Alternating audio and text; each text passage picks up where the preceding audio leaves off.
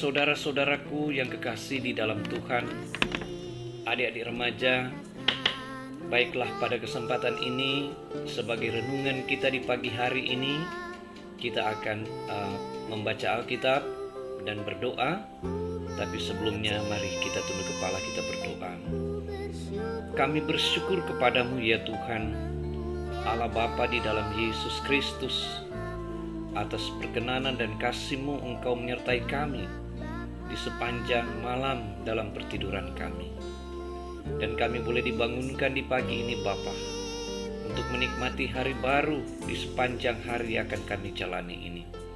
Kami mohon Bapa, biarlah Engkau mengurapi kami dengan kuasa Roh Kudus yang dicurahkan atas kami di tempat ini. Dan Engkau sendirilah yang berfirman bagi kami. Di dalam nama-Mu Tuhan kami Yesus Kristus, Engkau firman yang hidup, kami berdoa kepadamu. Amin.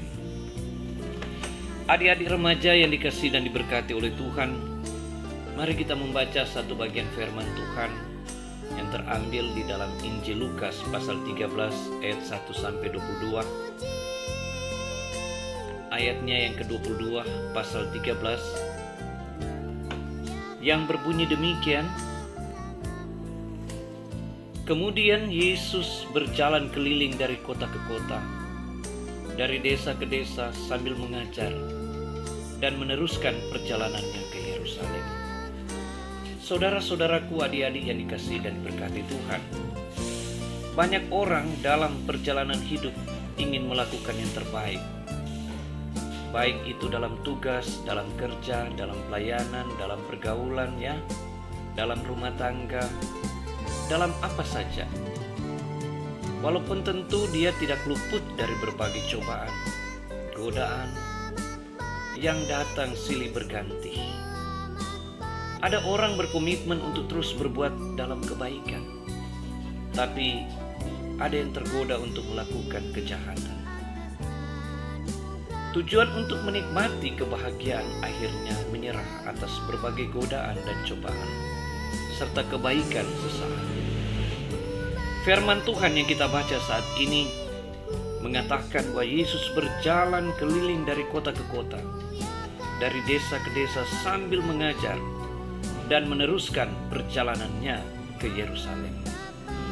Berjalan sambil mengajar itulah metode Yesus sebagai seorang guru.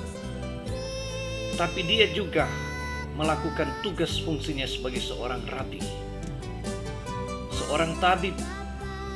Sebab Yesus tidak hanya sampai mengajar, melainkan ketika ada yang sakit, ia menjamah dan menyembuhkan. Bahkan ada yang mati, dia membangkitkan. Namun dalam pekerjaan pelayanannya, seperti kita lihat dalam perjalanan Yesus ke Yerusalem, di mana kota yang akan ia disalibkan.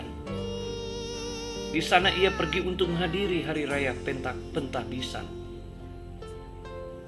Namun di sepanjang jalan kota dan desa ia berkhotbah kepada orang-orang yang dijumpainya. Walau tidak menyenangkan karena banyak cobaan dan godaan, tapi Yesus terus melakukan semua itu.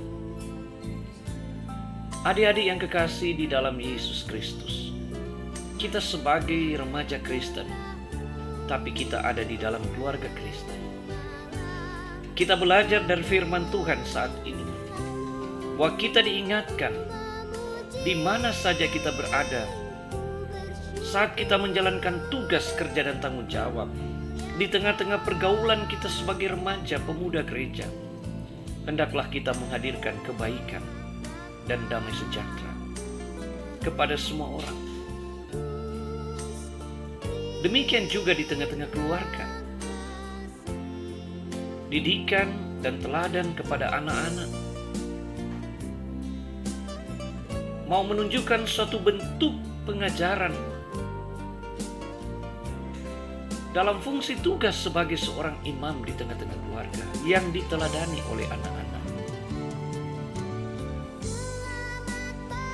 Memperlengkapi mereka dengan berbagai kegiatan positif, agar hidup mereka menjadi berkat bagi banyak orang.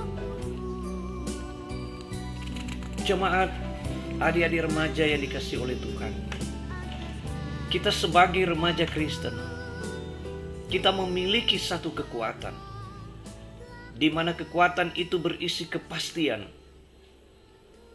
bahwa keselamatan kekal yang dianugerahkan Allah dalam Yesus Kristus telah menjadi bagian hidup kita oleh karena kasih karunia di dalam Yesus Kristus.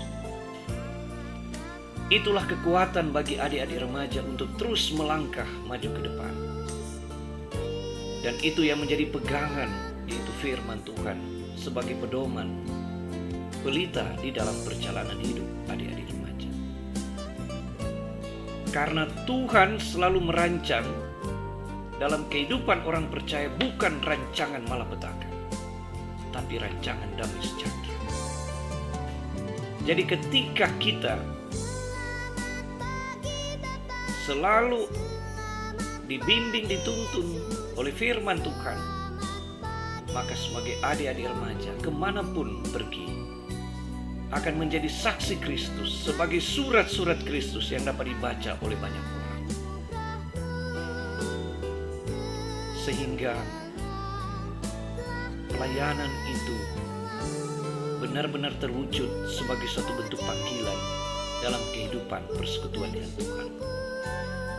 Kiranya firman ini menjadi renungan untuk kita di sepanjang hari kerja ini, baik dalam keluarga.